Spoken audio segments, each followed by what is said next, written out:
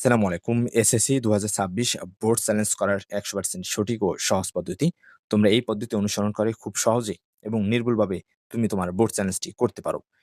Board challenge করার আগে যে সকল তথ্য তুমি রেডি রাখবে সেগুলো হলো বোর্ডের নাম, নাম্বার ২ তে রয়েছে SSC roll number, number ৩ registration number, number ৪ একটি সচল মোবাইল নম্বর, নাম্বার ৫ বোর্ড চ্যালেঞ্জ করার যে বিষয়গুলো সেই বিষয়গুলোর নাম। এরপরে সর্বশেষ অর্থাৎ তুমি যে কয়টি সাবজেক্টের বোর্ড চ্যালেঞ্জ করতে চাও, সেই সকল সাবজেক্ট অনুযায়ী তুমি বিকাশ বা নগদে পর্যাপ্ত ব্যালেন্স রাখবে এবং এখানে আরেকটা বিষয় হচ্ছে বাংলা এবং ইংরেজির ক্ষেত্রে ২ পত্রের আবেদন কিন্তু একত্রে করতে হয় এবং সেক্ষেত্রে বাংলার ক্ষেত্রে ৳৩০০ এবং ইংরেজির ক্ষেত্রে ৳৩০০ প্রযোজ্য হবে। এরপর তোমরা যারা বোর্ড চ্যালেঞ্জ আমার মাধ্যমে করাতে চাও, আমার ইমো এবং হোয়াটসঅ্যাপ নম্বরে তোমরা আ উল্লেখিত যে তথ্যগুলো সেগুলো পাঠিয়ে দিলে আমি করে দিব। আমার এই ভিডিওর ডেসক্রিপশন বক্সের শুরুর দিকে লিঙ্কটি পেয়ে যাবে যেখানে ক্লিক করলেই এরকম একটি পেজ নিয়ে আসবে। পেজের শুরুর দিকে বাংলা এবং ইংরেজি করার অপশন রয়েছে এবং ডান পাশের 3 ডটে হোম এবং হেল্প রয়েছে। আমি এখান থেকে বাংলা করে নিলাম। শুরুতেই তোমাকে যেটা সিলেক্ট করতে হবে, তুমি যে বোর্ড থেকে পরীক্ষা দিয়েছো সেই বোর্ডটি এখান থেকে সিলেক্ট করবে। আমি রাজশাহী বোর্ডের এক শিক্ষার্থীর তথ্য ব্যবহার করে তোমাদেরকে দেখিয়ে দিব পুরো প্রসেসটি। যার জন্য আমি রাজশাহী বোর্ডটি সিলেক্ট করলাম। এরপরে সেই ব্যক্তির রোল নম্বরটি এখানে আমি লিখব। 817 এরপরে তার রেজিস্ট্রেশন নম্বরটি আমি এখানে লিখব।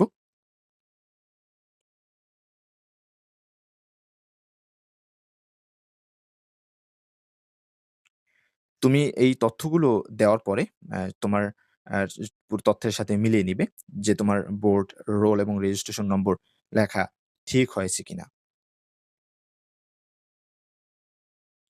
এরপরে নিচে তোমরা দেখতে পাচ্ছ পরীক্ষার ধরন ও পাসের বছর এই দুটি কিন্তু ডিফল্ট ভাবে দেওয়া রয়েছে। এগুলো পরিবর্তন করতে চাইলেও তুমি করতে পারবে না। এরপরে জমা দিন যে অপশনটা রয়েছে সেখানে তোমরা ক্লিক করবে।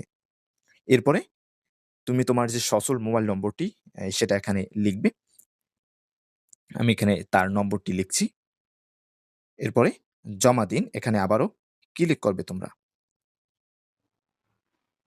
ফোন নম্বর দেওয়ার পর নিচে জমা দিন বাটনে ক্লিক করার পর এরকম একটি ইন্টারফেস চলে আসবে। যে পেইজে তুমি তোমার প্রত্যেকটা সাবজেক্ট দেখতে পাবে এবং কোন সাবজেক্টে তুমি কি গ্রেড পেয়েছো সেগুলো এখানে দেখা যাবে। যেমন আমি যে ব্যক্তির বোর্ড চ্যালেঞ্জ করছি তার বাংলায় সি রয়েছে, ইংরেজিতে এফ এবং গণিতে এফ রয়েছে। এভাবে প্রত্যেকটা সাবজেক্টের গ্রেড পয়েন্ট কিন্তু এখানে দেখা যাচ্ছে। আমি তার যে সাবজেক্ট দুটিতে বোর্ড চ্যালেঞ্জ করছি সেই সাবজেক্ট দুটি হলো ইংরেজি এবং গণিত। আমি সাবজেক্ট দুটি এখান থেকে নির্বাচন করছি।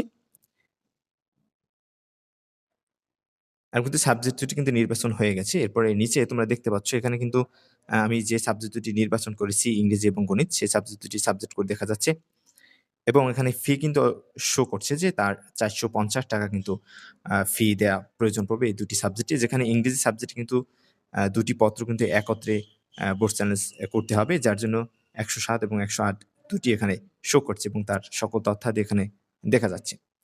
এরপরে ফি প্রদান করুন। এরপর পরবর্তী ধাপ হলো তার ফি। এই যে ৳৪৫০ এই ৳৪৫০ আমরা বিকাশ, নগদ এবং সোনালী ই-ওয়ালেটের মাধ্যমে পরিশোধ করতে হবে। আমি বিকাশ থেকে দেখিয়ে দিচ্ছি এবং বিকাশ থেকে সবচেয়ে সহজ এবং আ সবাই বিকাশটাই একটু বেশি ব্যবহার করে। যার জন্য আমি বিকাশ থেকে এটা দেখিয়ে দিচ্ছি। এখানে অ্যা আরো দেখুন এখানে ক্লিক করার পর এডুকেশন ফি তোমরা দেখতে পাচ্ছ।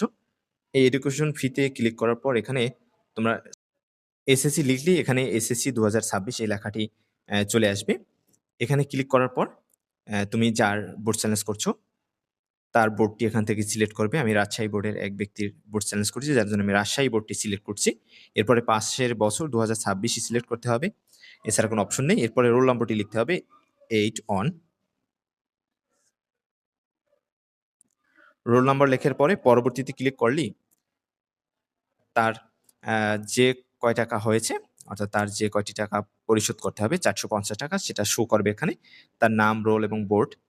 এরপরে আমি পরবর্তী ধাপে ক্লিক করব এবং এখানে আমার পিন নম্বরটি দিতে হবে। পিন নাম্বার দেওয়ার পর আমি এখানে ট্যাপ করে ধরে রাখলে তার বিলটি এখান থেকে সাবমিট হয়ে যাবে। এবং তার মোট পরিশোধ হয়েছে ৳৪৫৪ টাকা। এখন আমাদের এখানের কাজ শেষ। এখানে তোমরা চাইলে রিসিপ্টটি ডাউনলোড করতে পারো বা এখান থেকে স্ক্রিনশটও নিতে পারো।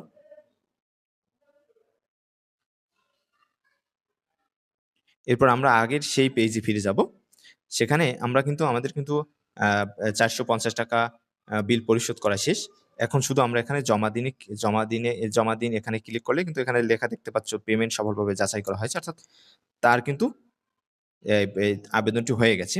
অর্থাৎ তোমরা যখন দেখবে এরকম লেখা হয়েছে, "ধন্যবাদ, আপনার আবেদন সফলভাবে জমা দেওয়া হয়েছে।"